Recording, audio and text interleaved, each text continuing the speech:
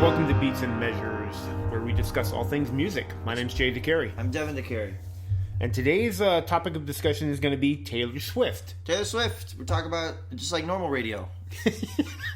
Yeah, she's everywhere, isn't she? She's all over the place. I got a story about Taylor Swift in that I think she's talented. I think she's great. I am a fan now, but I have to be honest and say that I was pulled kicking and screaming into the fandom, the Swiftie atmosphere. Swiftie, Swiftie, the Swiftie verse. Yeah. But the Marvel Cinematic Swiftie verse. Yeah, and I got my reasons. But one of the things that really sparked my interest in her is just how smart she is too. Very smart. I have a comparison to her that a lot of people kind of look at me sideways when I say, and that's Madonna.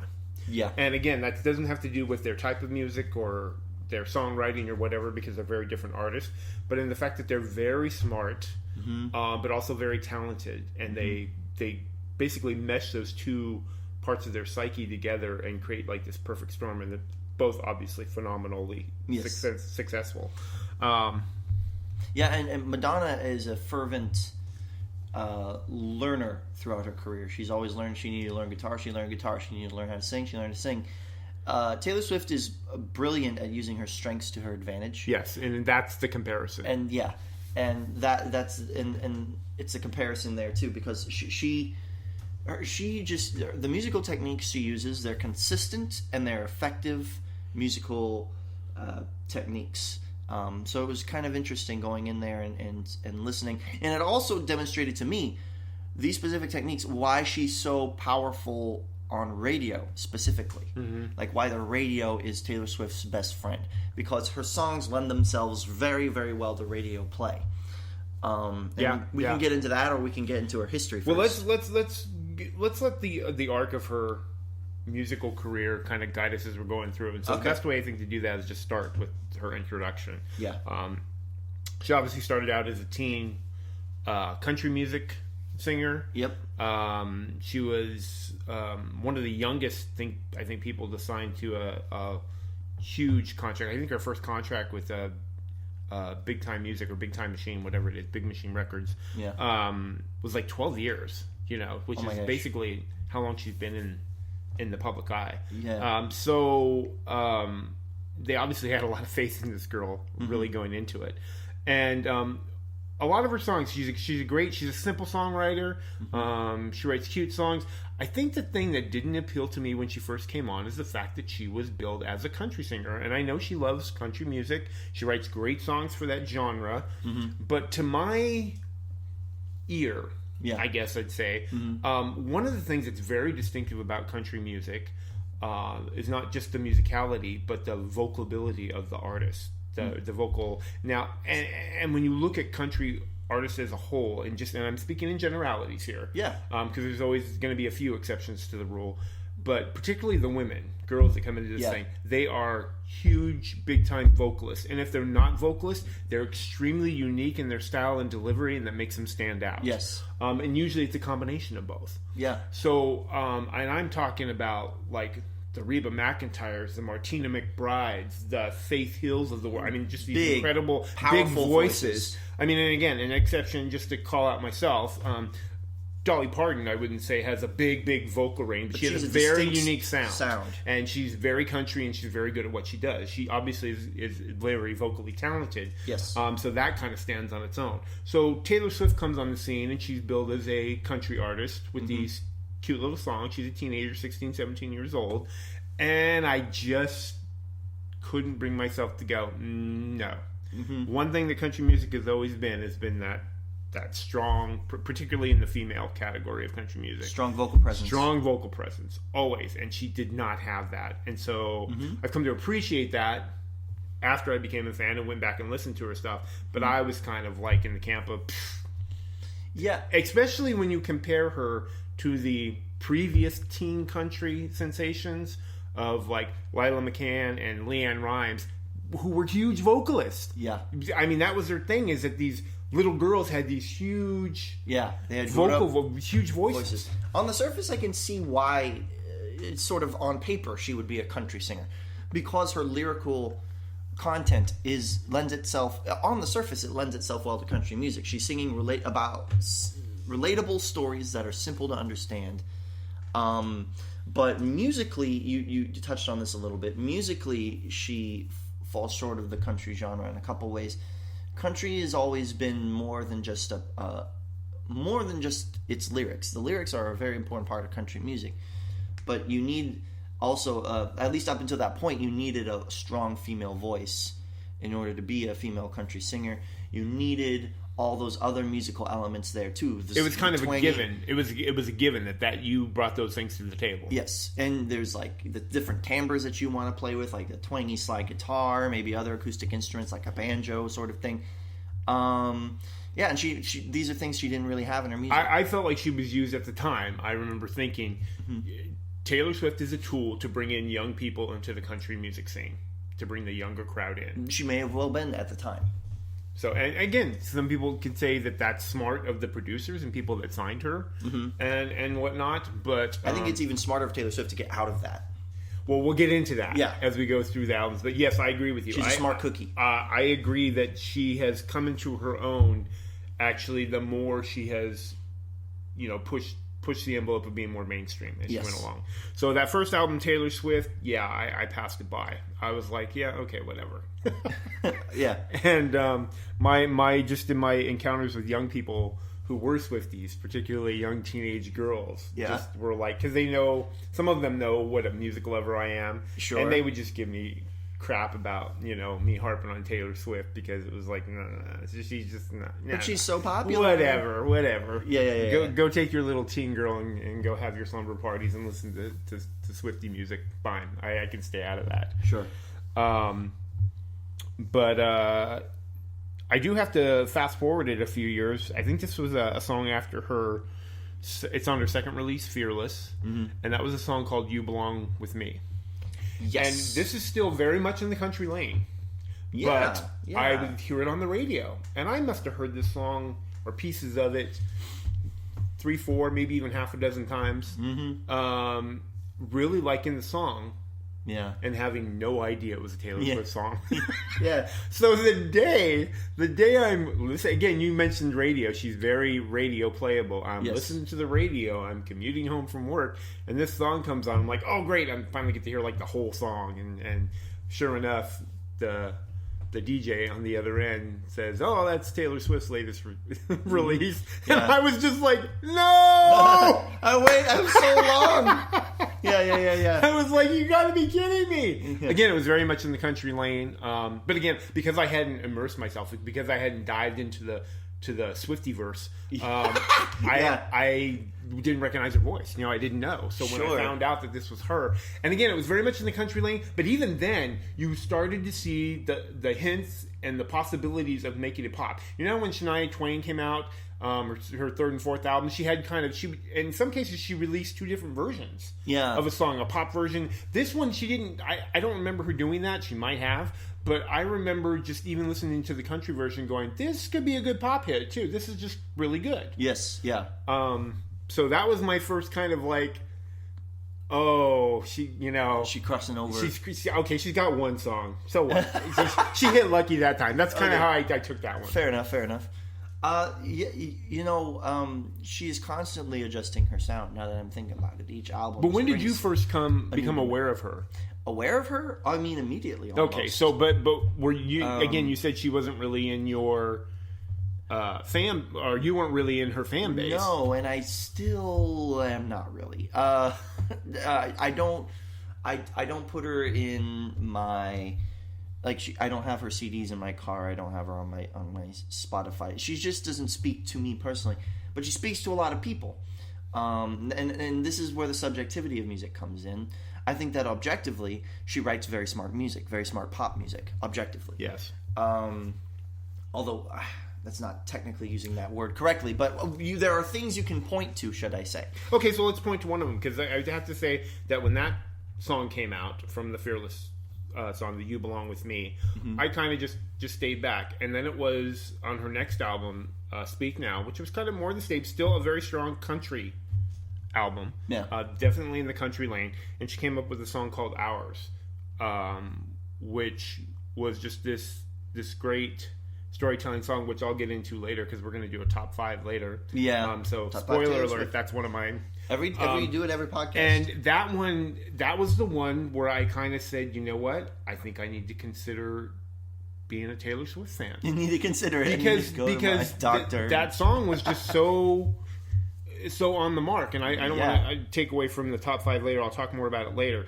But that song, particularly on the Speak Now album, just kind of like was like okay, and she started again more and more hints of popness.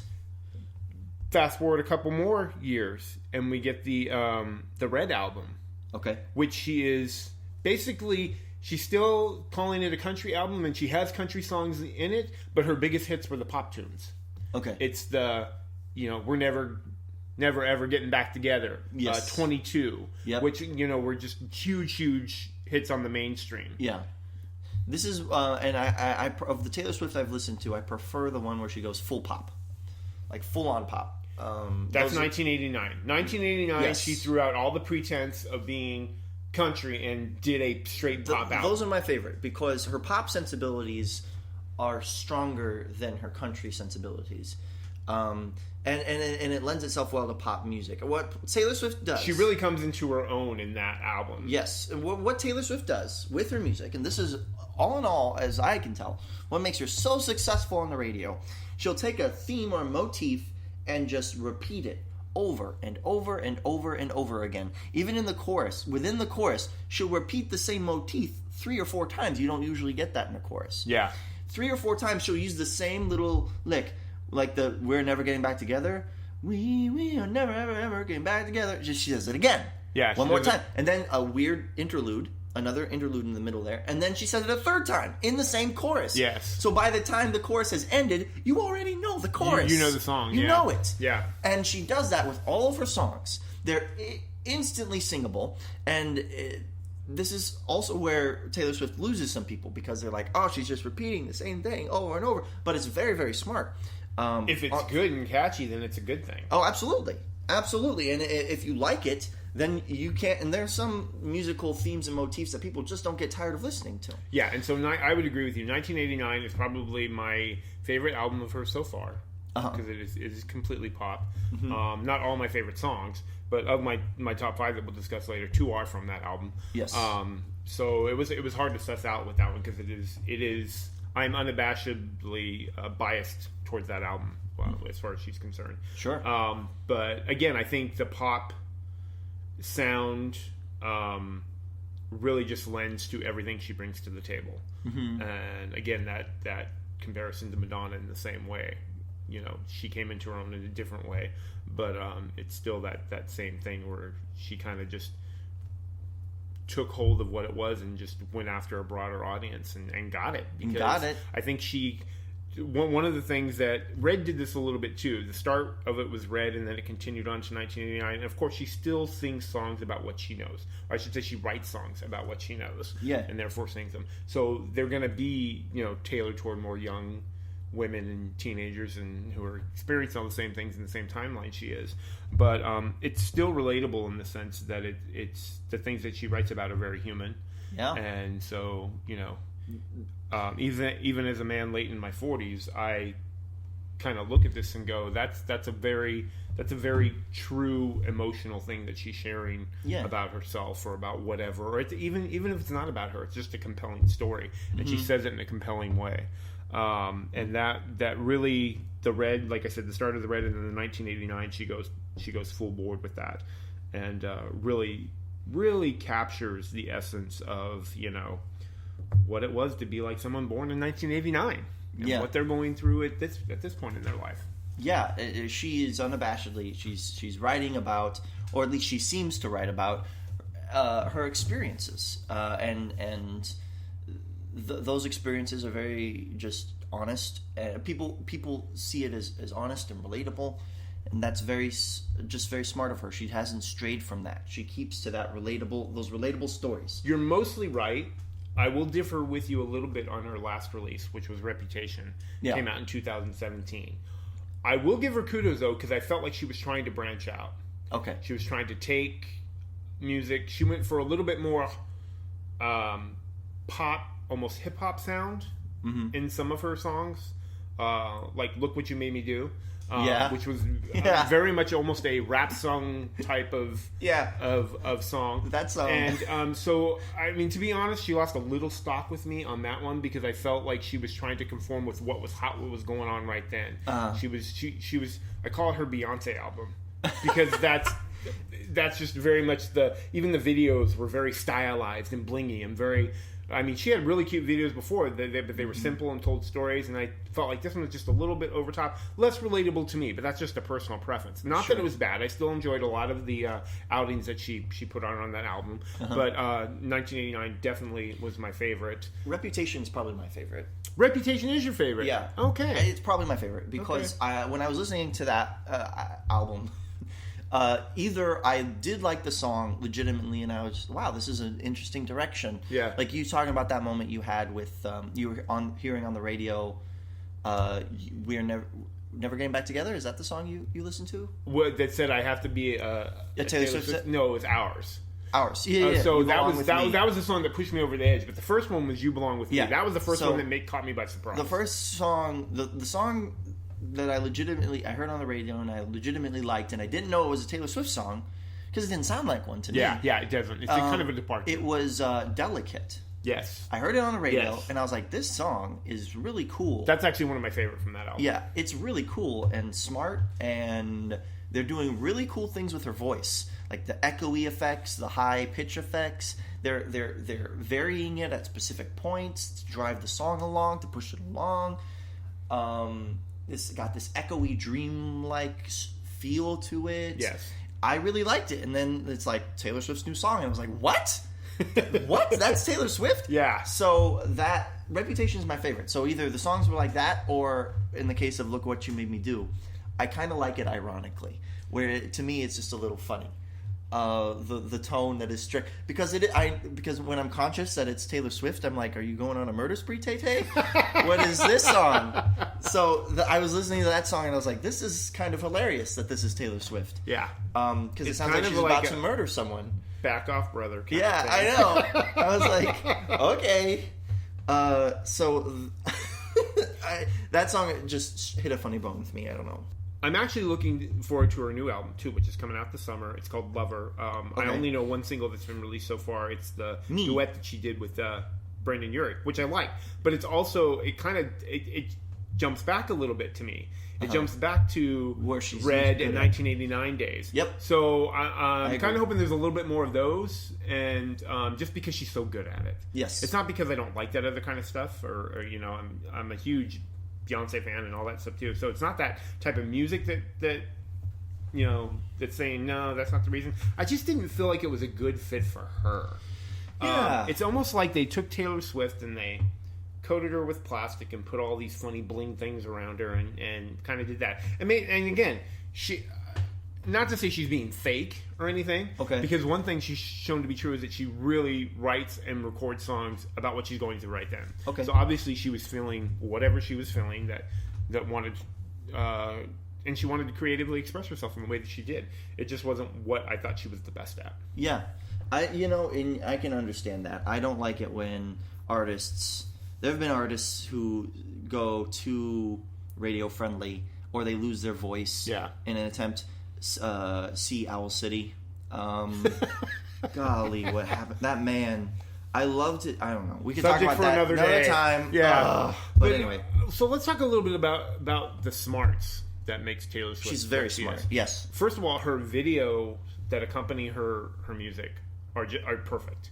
Okay. I mean, there's not like one Taylor Swift video I look back on and go, well, what the hell is that? Because they seem to always fit the mood, regardless of what she's doing. She almost always has something clever she throws in there. I mean, this is, of course, I'm generalizing.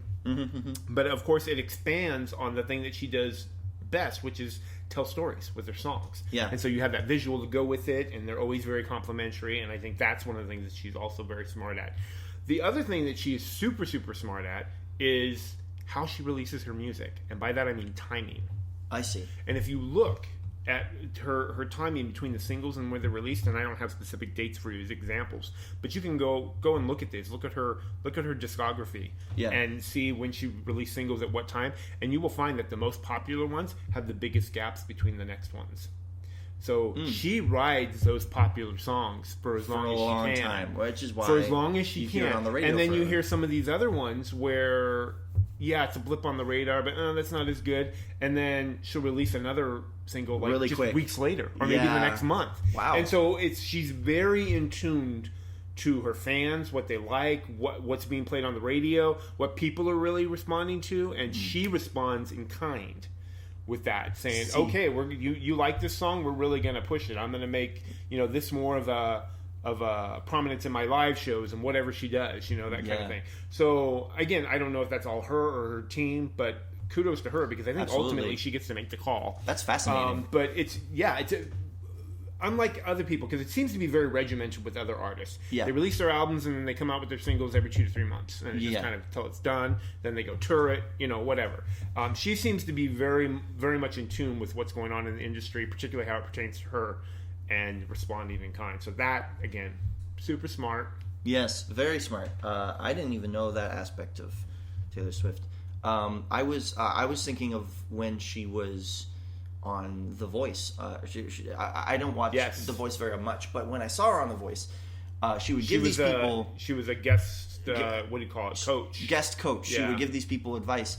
And every time, I would be like, "That's really good advice, Taylor." I don't always say that in those shows. I'm like, that's not good advice. But she always gave very solid advice. Like, "Oh, you need to walk to this side of the stage. You need to do something with the audience. You need to sing in this way. Have this inflection or whatever." And I'm always like, yeah. You're right, Taylor. They should do all those things. I found myself agreeing with her a lot. So she knows.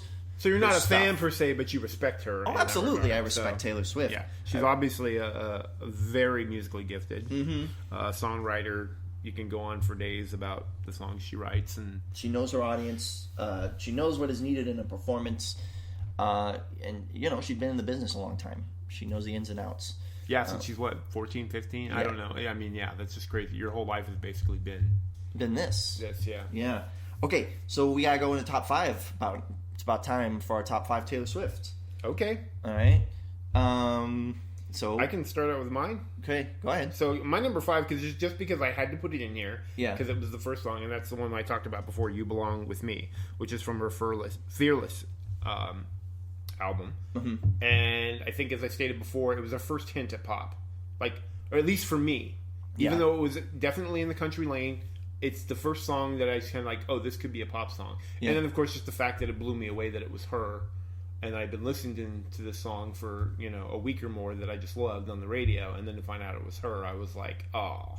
Yeah. So it gets, I had to put it somewhere on this list. And so that, of course, made it number 5. Number 5. Okay, sure. But definitely one of my favorites just because of that. It's my start of my appreciation of Taylor Swift with this song. I see you. I like that. I like artists where as they get older, you appreciate their music a little bit more. They evolved in such a way that you're I kind of did the opposite. Because I went back. You went back to your Taylor Swift roots. And I found roots. favorite songs earlier that I just completely dismissed. All of mine are late. Anyway. All of mine are late. But again, I think I stated this before. 2 of my top 5 are from 1989, which is my favorite album, which is one of her later releases. So Gotcha. 22 is my number 5. I'm kicking it off with 22. It's a good one. It's solid. Cool. The lead-in to the chorus is a cool syncopated rhythm. Da, da, da, da, da, da, da, da, da, da, da. She does this a lot, where she'll compound the rhythm, which is fitting, or syncopate the rhythm. A compound rhythm, though, is when you put 3 notes into a beat. So usually, if this is a beat, you're going 1 and 2 and 3 and 4 and what she'll do is she'll put 3 to vary it up. She'll put 3 in a beat, triplet, triplet, triplet, triplet, like that. So now there's 3 in a beat. She does that a lot in her bridges or lead-ins, or she'll have a syncopated feel to it where you go on the offbeat and it gives it this nice little skippy feel. And it's particularly you know a song's big when you can take it and turn it into a Diet Coke commercial. Yeah. The chorus has a very Party in the USA feel to it, yes. which I appreciate. I think that's a good thing. Yeah. So that's my number 5. 22. Oh, and my number 4 is Gorgeous. I put it number 4. It's got this fun techno beat. I really loved the really produced Taylor Swift stuff where they use... Is that really, from Reputation? I think so. Yeah. And I like when they use unique timbres. They have this marimba-like timbre in there, which is really cool. What else? They got this smart... The motifs in that are smartly written. I like, again, it's that typical... you hear it on the radio and you know it after the first listen kind of feel to it. Yeah. And that's the one I really like. So number 4 is Gorgeous. Yeah, I'm familiar with that song, but not enough to dive into it and dissect it. So I have no comment on that, but to say, okay. Yeah. My number 4, of course, this one I'm sure we can both talk about because there's history behind it, and that's the song "Bad Blood," which is basically one of her women empowerment anthems. Yeah. Kind of songs. I'm sure a lot of people already know this, but a lot of the history behind this song is alleged. Well, it's not alleged anymore because Katy Perry pretty much confirmed it. Yeah. Her and Katy Perry and Taylor Swift had beef for quite a while, and this is supposedly one of those songs that was a barb thrown, that way. That way, yeah, aimed at Katy Perry. We're not going to get into the whole controversy, but just the song in itself, regardless of who it's talking about, to basically kind of stand up and say, call somebody out. Yeah. That this went sour because of your direct actions, and it's a very, in that way it's very empowering. Yeah. And then I just love the beat, and there's 2 versions of this that I know of. One is the one that she released on the 1989 album, and then the single that she released though was featuring Kendrick Lamar on it, and he does he raps most of the verses as opposed to her originally sung verses in the original version. Yeah. I don't care which one you're listening to; they're both good. Okay. And of course, the video is just phenomenal. She got everybody to guest star in this thing, from Cara Delevingne to, Cindy Crawford. Yeah. makes an appearance in this video. So again, that strong video presence with the strong song. It's one of my favorite songs, one of my favorite videos. All around, just a great Taylor Swift song. Again, super produced. Yeah. And nothing in vocal ability really all that strong, which I think helps make it a strong song though, because I think everybody feels like they could sing along to the song. So in that way, it's definitely one of those turn up the radio when it comes on songs. Yeah, and it is definitely, now this is an example of, I think, Taylor Swift taking it a little too far with the repeating the motif over and over and over again. Bad Blood has that, baby now we got bad blood, and then they do it 3 more times. And then they vary it up a little bit on the 4th time. Da-da-da-da-da-da. And then they do that same exact thing again. So they do the chorus. So in the chorus, they repeat that motif. Da-da-da-da-da. 6 times in one chorus. Okay, so you're talking about the melody there, not the lyrical content. No. Not the lyrics. Okay. The melody, the motif. Sorry. The motif. When I say motif, I mean like the notes that are used. Yes, okay. Da-da-da-da-da. Again. Da-da-da-da-da. Again. Da-da-da-da-da. Then slight difference. Da da da da da. Now let's do it again. Da da da da da da da. Yeah, you're right. So that to me is an egregious use of that. But that's why that's my personal beef with that song. That's my beef with Bad Blood. Yeah. But anyway, that's not to yuck your yum. That's just why it didn't make my list. What was your 3 though? My 3 is Safe and Sound. Yeah. You're familiar with the song? It was actually released for the Hunger Games soundtrack. So it's not on one of her studio albums, but it is on the Hunger Games. And it was written... This is one of those instances where you hear this a lot in with artists that say, some of these songs we just toil and wrestle with and da-da-da, and they never quite come off right. But then you hear people talk about having these huge hits, and they wrote them in like 15 minutes or something. Yep. That's not quite this case. In this case, Taylor Swift said she wrote the song in 2 hours. But still, that's pretty incredible. Yeah. When she was asked to, write a song for this movie, and obviously went to go see the movie and was inspired, and got together with the Civil Wars and did a collaboration and wrote the song in 2 hours and recorded it. And it's a great it's one of her better vocal performances. I see. Whereas a lot of her, I mean, again, I don't really latch on to her vocal prowess as something that kind of draws me in. It's usually something that's more poetic or catchy or something like that kind of draws me in. This is one where it's totally turned on its head, because the song is perfect for the material it was written for one. It's very somber, but yet at the same time there's a hopefulness to it. And she just, you can feel that angst, that pool of emotions as she's singing the song. Okay. And when I first heard that, I was kind of like, ooh, yeah, there's another one I can chalk up as, a Taylor Swift good one. Great. I don't know that one personally. My number 3 is Me. I put me. Not me, but me. Capitals and exclamation point. With one of our favorite male vocalists, Brandon Urie. Yes, we love that guy. And you awesome. add Brandon Urie to the song. It's really cool. His voice is really cool. I like the dimension he adds with his voice, and again, smart production. And watch the music video to that song too. Yeah. Because it adds a nice little drama to it, a nice little aesthetic that I've yet to escape every time I hear the song. It's you know what, this is when we did our top 5 duets. Yeah, this is one of the current songs that I almost let crack my top 5. Yeah, it just wasn't quite there because there was too many other good ones. But this is definitely one that should have been an honorable mention if I didn't mention it then. Sure, just because it was a true duet. Yeah, like I told you, I think one of the problems I have with a lot of what they call duets are really just collaborations. Yeah. People and the difference, and my own personal take on what that is. This was a true duet in which they both brought strong elements to the song on their own. Yes, and yet together it made a stronger piece. So yeah. Yeah, and the progression of that song is very smart. I like what they take away, the lead in. They take away almost everything, and you just have that marching snare drum. It's a fun song. And here's another thing. Taylor Swift tends to be a trendsetter when it comes to pop sound. I find that when Taylor Swift has a hit, a lot of pop music starts to emulate Taylor Swift's hit. So I'm just going to make a prediction. This Me's song's going to be a big hit.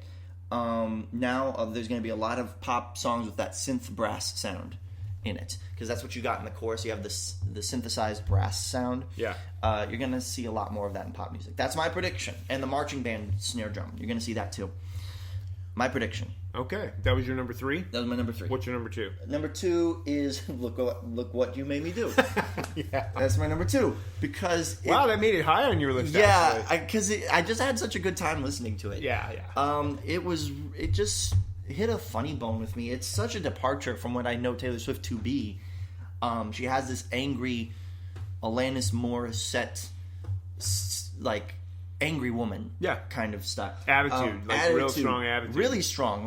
But attitude, but also like when you on a cursory listen, when you're not really listening to the lyrics, it sounds like she wants to murder me. Or someone. Yeah, you mentioned that earlier. Yeah, I sort of appreciated that. I thought that was kind of interesting. I'm like, I wonder what more of Taylor Swift's songs would sound like if she were a serial killer. I wonder what that would be. Well, it's funny because a lot of people bring attention to inspiration of her songs, and we didn't really touch on this in the overview, but that she uses her relationships with men as inspiration for some of her songs. Yeah. And so I don't know if that's true in this case, but it just kind of makes me go, that's a little dark for Taylor Swift.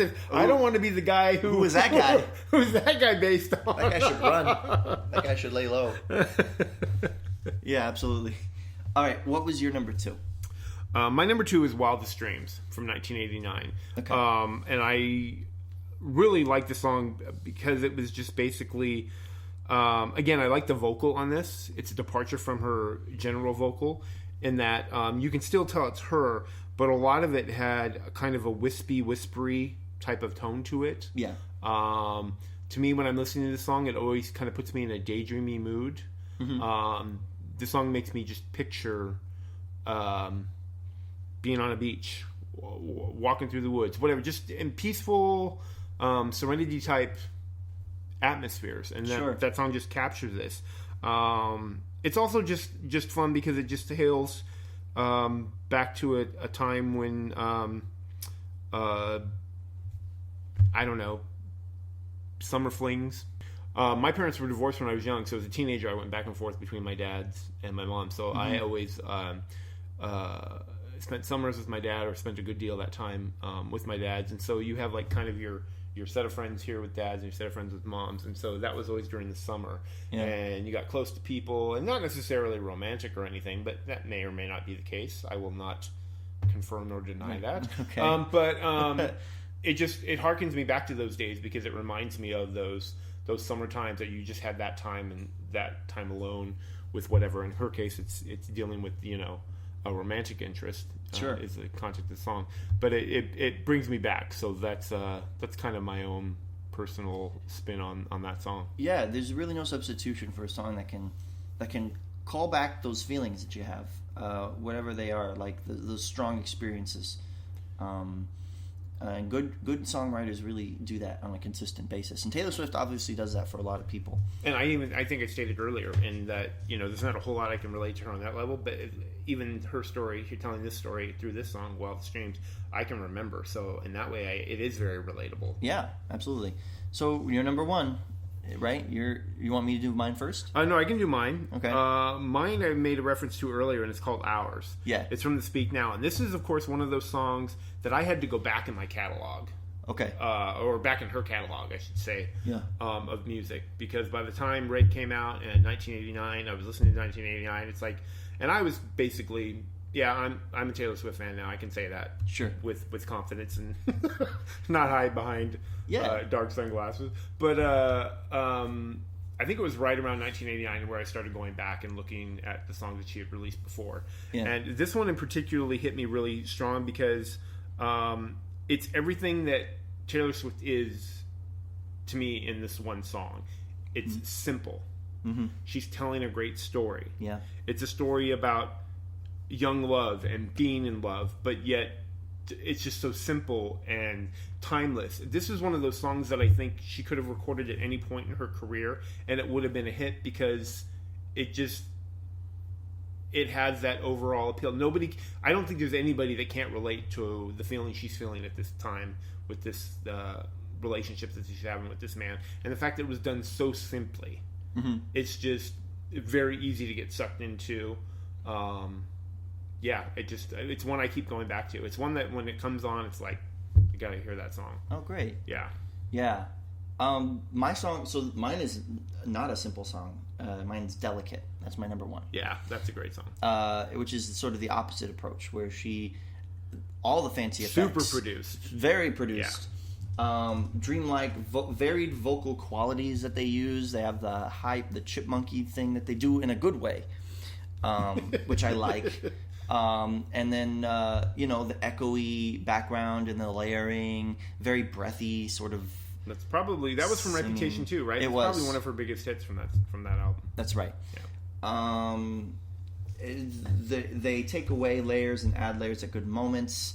I like that the story was that was in a sense more specific. I like that it implies a history. I don't know. That to me, sort of the Taylor, there's like world building. I don't know. It was an interesting sort of dimension that was added to the song. It was just like, hey, I know we've been here before, blah blah blah blah blah, and I was like, oh, I am intrigued immediately. So I don't know. Delicate. That's my favorite Taylor Swift song. Very good. Yeah, those are good choices. Thank you. Do we have any overlaps this time? I don't think we did. I don't think we had one, and I don't know that I would have predicted that. No, I not thought a we would single have hit overlap. one or two, not a single overlap. That's never happened different. before. Nope. Wow. Even on ones where I predicted that we'd be way different, we had one or two. I had one or two exceptions, and we kind of pegged it. Yeah. But that's fun.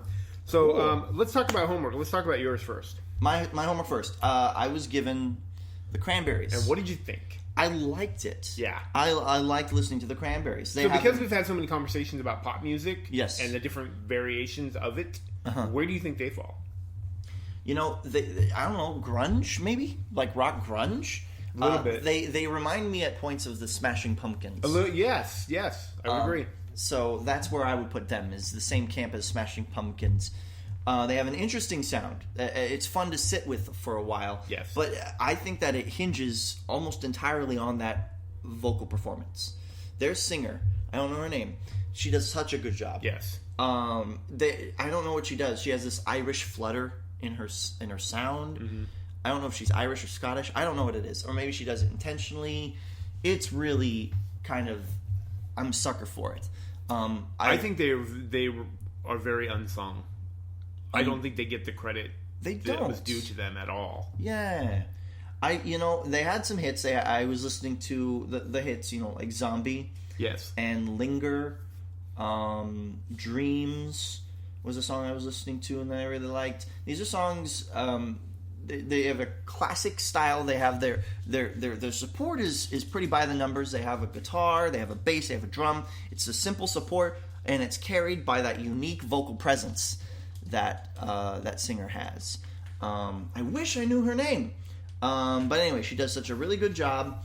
I was listening to Ode to the Family, which has Ode to My Family, which has a fun vocal performance in it. Wake Me When It's Over is very Smashing Pumpkins. Yes, that's one of my favorites. All Over Now. The Pressure has creative lyrical repetition in it. So we're talking about repetition in music. Now, Taylor Swift, she repeats those motifs.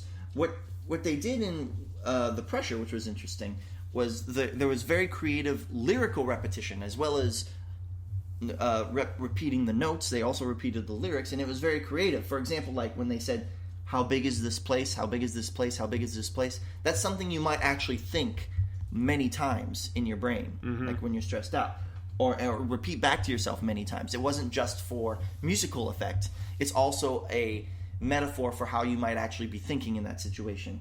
Same thing with So Many Brick Walls.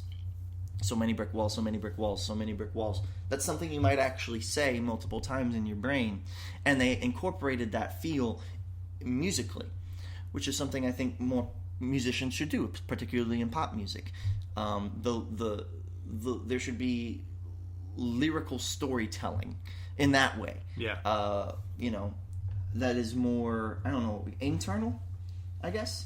I had an interesting time with the Cranberries. A good time with the Cranberries. They have a interesting sound that is just fun to sit in for a while. So if you haven't given them a listen to, check them out, man. Good. I'm glad you enjoyed it. Yeah. My homework was kind of different. You gave me an assignment to look into 12 Tone, who basically is a musical commentator, and basically talks about basically dissects songs. Yes. On YouTube, and talks about them in regards to the history, a little bit about the band, a little bit about the song, and then of course the music theory.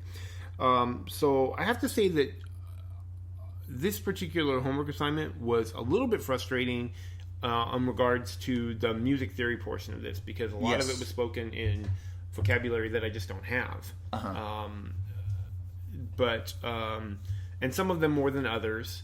I think an example of the one that really just kind of did a flyby with me was he dissected A Message in a Bottle from the Police. Yeah. And I'm not surprised that went over my head, because Sting is just one of those singer-songwriters that's just well versed in music theory and knowledge, and just, mega much. Yeah. So that one I just kind of, I felt a lot of the time just going kind of, huh? Yeah.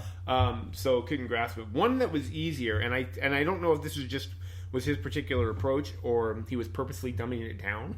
Okay. So that people could understand what he's saying, or maybe it's just the song in itself and its makeup. And that was The Chain by Fleetwood Mac. Yeah. Now that song itself just lends itself to being dissected very specifically because of the way it builds and doesn't, and the breaks in the bridge, and then the finishing up choruses. They're obviously there's 3 acts in this song. It's very specific. He dissects them further than I do, in that I take up the whole chord progression of the guitar at the beginning before the drum beat starts coming in after he's gone through the measure a few times. Yes. So to me that was like consistent. They set the tone for it there. He started talking about, as soon as the drum beat came in, that the tone changed in the song, and I was just kind of like, and he told me why. Yeah. It didn't mean anything to me other than it's like somebody reading a textbook saying, "Hey, at this point, you have to remember like a history lesson. This date, this happened. Well, at this point, this happened." Yeah. And I'm like, kind of, I don't care. I just like the song. Other than I kind of got more into it, or he started to speak more in terms that I can understand. Of course, when he talks about the bridge, which is a completely departure from the rest of the song. Yeah. It's pretty much the bass at the beginning of it, just going by itself. Yeah. And then of course it builds into the end when the vocals come back into it and they're all singing together. One of the things that was fascinating about this has always been one of my favorite Fleetwood Mac songs. Yeah. And interesting enough, one piece of information he had told me that I wasn't aware of. Was that they did not release this as a single. So it's one of their most popular songs off the Rumors album, but yet they didn't release it as a single. I think years later when they did a live presentation on an album they released called The Dance, they did release the live version as a single, but this song has always been one of my favorites. And it's one of the rare occasions where it's written by all the members of Fleetwood Mac. Okay. But anyway, so I did learn some things, so that was good. But the music theory is a little bit over my head. All right. Yeah, and I it's a shame you were frustrated, but at the same time, I'm not surprised because this is what most musical discussion channels do. Like whenever I want to discuss what makes music tick. It's definitely. I can definitely see why it would be up your alley. Yeah, I mean, I like it to a point, but it's so deeply theoretical, deeply musically theoretical, and I have the vocabulary, but I can't help but think how is this going to get a average person, an appreciator of music? How is this going to get them an appreciation for the music? Okay, it's so not. Even you thought it was a little bit. It's very too much on the theory. Yeah, it is. I don't think theory helps to a point, but it's so esoteric. When you talk about it, you're not gonna pull people in. For example, some of my favorite channels are movie review channels, and when they review a movie, they don't talk about shot composition or color correction or all the deeply theoretical parts of making a movie, but they do talk about they phrase it in terms story, performance, character, plot, setting. Yeah, they use words that we understand. And now I can understand why they liked the movie and why it's a good movie or why I didn't like. Because sometimes you watch a movie and that was bad. I don't know why it was bad. Or you listen to a song that was bad. I don't know why it was bad. That's sort of why I want to. My language when I talk about music is I want it to be intelligent and intelligent, but also understandable. Yeah. And relatable. And I think if we do that, then I think music will have such a deeper ingraining in our culture. People will start to understand, not just like music, but I want people to understand why they might like the song, why they dislike the song. Because people, when it comes to music, I think people just have this attitude of I like what I like, and they don't. But it's fascinating when you can bring in parallels. I have these conversations with you a lot of the time outside of this podcast, in that you'll bring a song to me and you'll know I like it because you identified that I really respond to a particular type of whatever hook or something. Yeah. Jay's really going to like this because XYZ. And of course, I don't care. But most of the time, more times than not, you're correct. Mm-hmm. Yeah, and that's the power of understanding sort of what you like and being able to pinpoint it. And that's what I want people to sort of get. Sort of develop a musical vocabulary. I like it when musicians do this. Well, then you have your work cut out for you. Yeah. Hence this podcast. That's good. Yeah, hence this podcast. So, okay, we're getting ready to wrap up here, but we do have to assign homework. Assign homeworks for the next podcast. For you, okay, I have a little bit of a different idea here, not doing an artist or an idea or anything, but I want you to take a particular song. Okay. And in this case, the song is "Yesterday" by the Beatles, written by Paul McCartney, which has been covered by probably a dozen other well-known artists, probably even more, but I mean probably a dozen I can rattle off the top of my head. So do me a favor, look at that song, invest it. Mm-hmm. We're not going to count the Beatles one because that was the original that set the standard. Sure. But look at the covers. Who had the best cover? Oh, covers. Okay. No, of that particular song. Covers of Yesterday. Covers of Yesterday. Who had the best? Who had the worst? Any honorable mentions? Why? Just Cool. report back on what you think. Who has the worst? That's fun. I'm gonna do that. Who has the worst? Who has the best cover? All right, and then that's great. Give us a small sampling of what you think Paul would be proud of. I will. Yeah, that'll be cool. Yeah. All right, I have a song assignment for you too, and I mentioned this on a previous podcast. Did you happen? And if you've listened to this a million times since then, you don't have to do it. But there's a song that was my number one on the duets top 5. That was Barcelona. Yes. By Freddie Mercury and Montserrat Caballé. Who's a soprano opera singer. Did you get a chance to listen to that yet? I did not. Okay, so that's your assignment. Listen to Barcelona and tell me what you think. I want to know your thoughts. So by Queen or by Freddie Mercury specifically? Freddie Mercury. Okay. It's not Queen specifically. It was in the description, in the artist part of the song. It just says, by Freddie Mercury and Montserrat Caballé. Okay. So give that a listen, and you out there listening, you should give that a listen, because my whole brain turns on when I listen to that song. My entire brain is activated. All right, don't give me any... I won't. Don't build it up for me. I won't. It's fascinating, though. All right, so there we go. We got our homework assignments. All right, well, thanks everybody for listening. Leave any comments about the discussion we had about Taylor Swift. Did we... forget anything about her? Did we fail in our top 5s? Do you agree with our top 5s? Do you have your own top 5s? Tweet us your Taylor Swift top 5. I want to know. All right. And what the heck? Tweet this podcast at Taylor Swift. There you go. We'll see what she thinks. All right. We'll talk to you later. Hi, Taylor. Hi. Hi. All right, guys. We'll see you next time. Bye.